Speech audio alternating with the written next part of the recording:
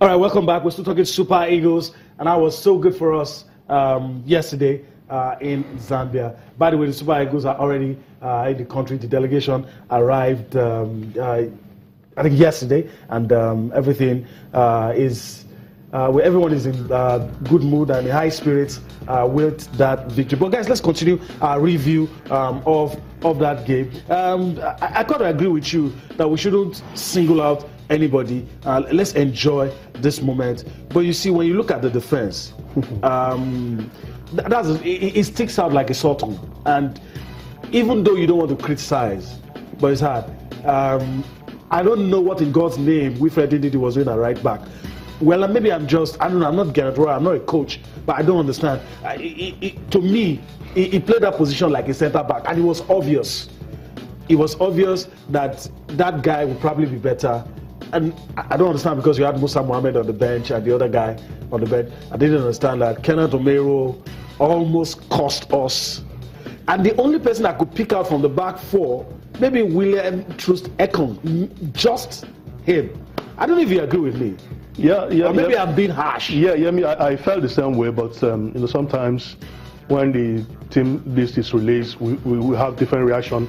I had to ask those who should know after yesterday's game. So why did you play Wilfred Ndidi instead of Musa Mohammed? The response I got was, having studied the way the Zambians play the Chipolopolo, they like using long balls, and they felt that Wilfred had height advantage more than Musa Mohammed. Another excuse they gave was Musa is not a regular for his club in Turkey, and he could be having some problems with match fitness. So, but why invite him? You look at the performance of Wilfred Ndidi, plays with a lot of confidence. But like you said, this man, I think, is a victim of his own versatility. Look at the backlash, the criticism when Rooney is getting in England, and it's because this is a player that used to be a striker. When Paul Scholes left, they drafted him into central midfield, and he has sacrificed so much for the team. Yet he's been, tongue lash. So Wilfred Ndidi, he started as a centre back in Belgium. He's playing now as a defensive midfielder. They drafted him into right back. So I think we should spare some criticism for the guy. He played with a lot of confidence, but like you said, with Rainford Calabar used his wing, because he knew that this guy is not a natural wing back. And what the coach Alain told him was not to overlap.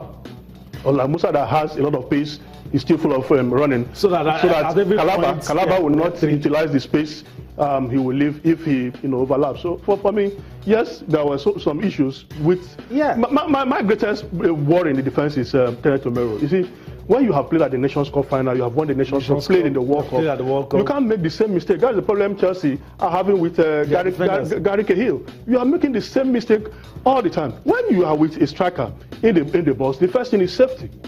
I don't know. Yes, he has battled injuries and lots of form, but has he also battled with decision making? You need to clear the ball in the vital area. I think ball playing central defenders always have that problem, because they want to do what the midfielders are doing. They want to do what they want to have time on the ball. And this African football, you have to do the business. If you are playing with against Collins Mbesuma, who is short of pace, fat, and you're having such problems, then what will be our fate when we play against fast strikers in the Algerian national team? My consolation is that perhaps Leon Balogun will be fit for the next game. Omero has been making elementary mistakes, not fit for a player at that level. He should be a top-class defender. He should be improving. He should be consolidating and not going down. All right. Before we let this matter rest, Toby, the word on the street is also that we probably should be looking for a left back, because we seem to have a problem, and all the options. I was rooting for Kingsley Madu. I saw him at the Olympics. I had to hit my words. I know this is not what we'll do. Do you agree with that? A lot of people rated Elderson very low. Very low. Henderson, with due respect to him, was one of the worst players on the pitch. On the night. He was the most experienced player in that backline. In the backline, he had more caps than any of the guys. He has also won the Nations Cup. Henderson had nothing to the team. There was nothing added to the team. It caused the team more trouble than anything. Like you said, we need to go. We need to shop for a left fullback, but. This is a very big job for the coach, because our biggest hope where our opponent can capitalize on is a left full back. When you talk about the right back, if Indidi doesn't click, maybe Sadio Musa can play, Shehu Abdullahi can play. You've got about 1 or 2 options, but a left back will look so very, very weak and thin, man. I mean, Ederson has shown over the time that he doesn't deserve to play in the Super Eagles. I mean, he caused the back four too much problems. He doesn't add anything to the team, and we need to look beyond him. I mean, the coach needs to look beyond everywhere. Check in Europe, check in the MPFL. If we can get a perfect replacement for Ederson. We need to correct this mistake going to the Algeria. But let's balance it before we leave, so that it doesn't appear as if we're just, criticizing these players. For some of the players, is it like when you said the other, is it an issue of having a bad day or just not being good enough? Case in point, maybe Ederson. Ederson has lost pace. Like Toby said, I want to totally agree with him. I saw how the wingers of Zambia were bulldozing their way. There was so much space in that place. The only thing he's got is that experience. I saw some timely tackles in the box. A player that is very hugely experienced. It's not under any panic when he wants to make a tackle in the box. But when you are a wing back, a left back for that matter, a modern left back, you have to come with a lot of qualities.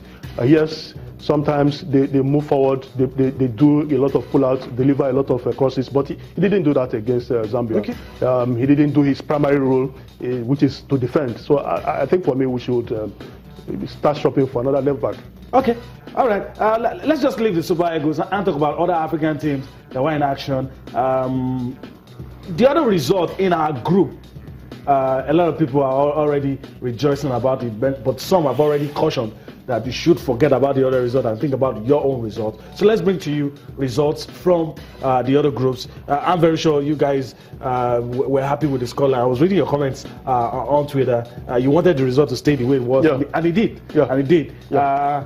Nigeria is the other way around. Zambia at home, Nigeria away, but the result the same with Nigeria won. Algeria and Cameroon, the result that everybody wanted, a draw. Yeah, Algeria scored early on the game, and they felt that they could have gone ahead to win the game. But typical of the Indomitable Lions, fight at the last minute. Their goalkeeper was exceptional, kept them in the game, and you have 1 point in Algeria, a great achievement going back to Cameroon, and it favors us. We're on top of the group with 3 points.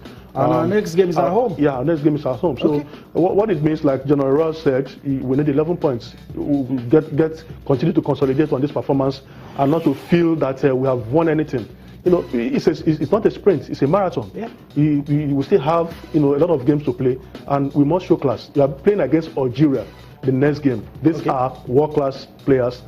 We must be on top of our game. Let me run through the results. We started with Group B, but let's go to Group A. Tunisia defeated Guinea 2-0. Congo DR 4-0 victory over Libya, and there's already a casualty for that result. We'll talk about that much later. We'll go to other groups. Gabon played a goalless draw with Morocco. Cote d'Ivoire, the game you saw earlier, defeated Mali 3-1. The Eagles of Mali lost that one despite scoring first in that one. Well, the Bafana found a way to get a result against Burkina Faso. It ended 1-1. And of course, Senegal 2-0 victory over Cape Verde. These are some of the results. And we also have Group E. Egypt did what a lot of us didn't see happen, didn't expect them to do. Egypt and Nigeria, the only two teams that were able to go away. Yep. And when you talk about Nigeria like this, it makes us. But the results: Egypt 2-1 victory over Congo Brazzaville. Ghana. In fact, the results in this group, nobody saw it coming. So let's start from there. Did you see Ghana playing a draw at home? Yeah, I called you immediately after the game. I was surprised. Yeah, maybe honestly, I was not expecting them to drop point, but I mean, you need to give a lot of respect to the Uganda team. Cranes. I mean, they are in top of. They are currently in top form. They qualified for the AFCON after a couple of years. I mean, they've assembled good quality of players. Their coach, has done a great job in that man. I mean, they prepared for the Ghanaian well. They prepared for them in that game. The goalkeeper was massive, had some great save in that game, and they kept their own in that game. Looked very compact, very Let me pause you a little. I mean, they got a deserved result. Yeah. Was it that luck was against Ghana? Because I counted like 5-6 chances. Was it that the Ugandans, the Cranes, were that good, or the day, or luck just deserted the Black Stars? Yeah, you have to give the Cranes credit.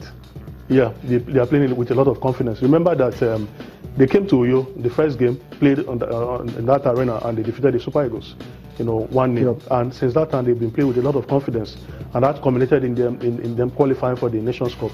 And you see, the way they prepared for this, they had top-notch preparation. They went to Togo, Lomé, next door neighbor to Ghana, to prepare for that team and for this match, and they played I think one friendly game. So they in preparation wise they did their own, and motivation, confidence.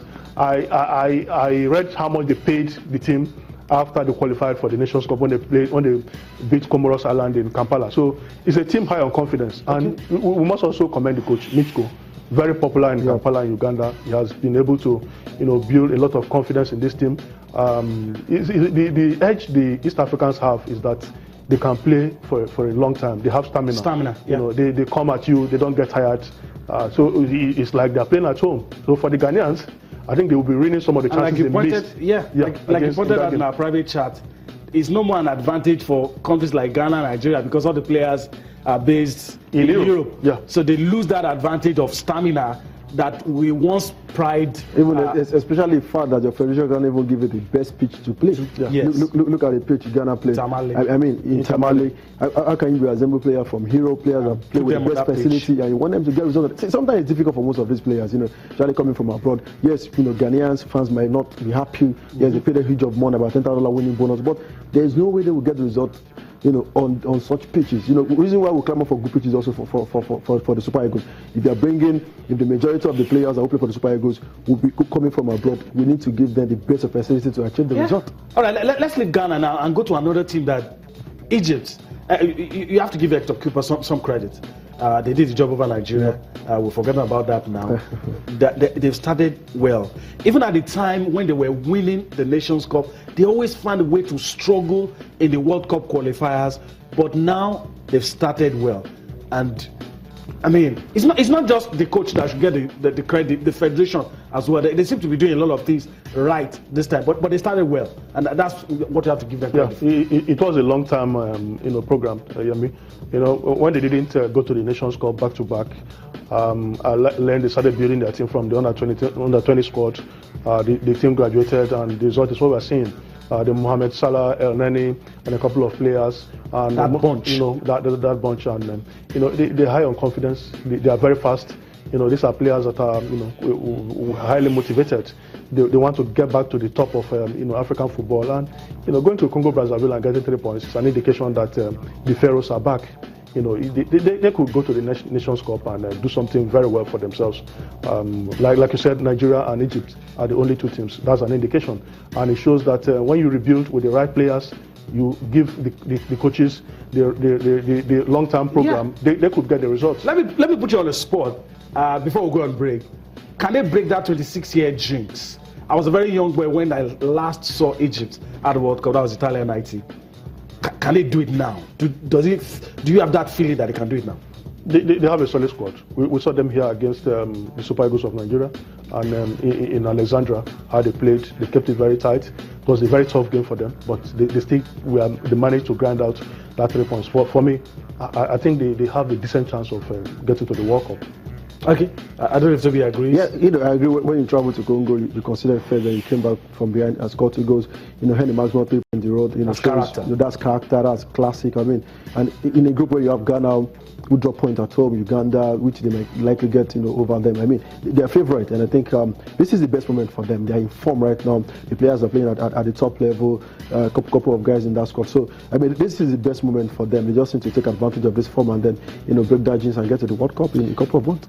A lot of Black Stars fans will not agree with my panelists here because they will point to the fact that they crushed the Pharaohs en route qualifying for the 2014 World Cup. But it's going to be a very, very interesting group, that one. We'll see what happens when both teams take to the field and play. We'll pause for now and go on a quick break. When we return, we'll come to the domestic scene. We'll talk wheelchair basketball. We'll talk Nigeria Professional Football League. We'll do a review. We'll look at one of the teams and how they're shaping up for the new season. We'll do all of that for you when we return from this break. Join us again.